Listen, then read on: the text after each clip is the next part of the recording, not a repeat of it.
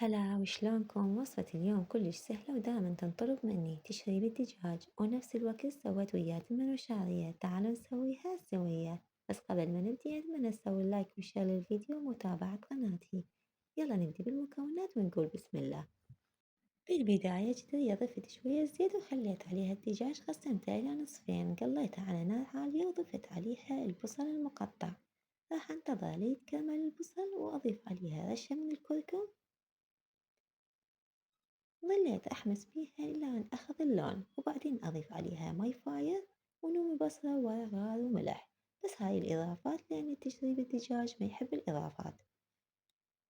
هنا أنا طاوة على النار خليت عليها قطعة من الزبد وضفت عليها الشعرية. من وصل هذا اللون ضفت عليها الماجي والفلفل الأسود وبهارات الدجاج وشوية من تشريب الدجاج.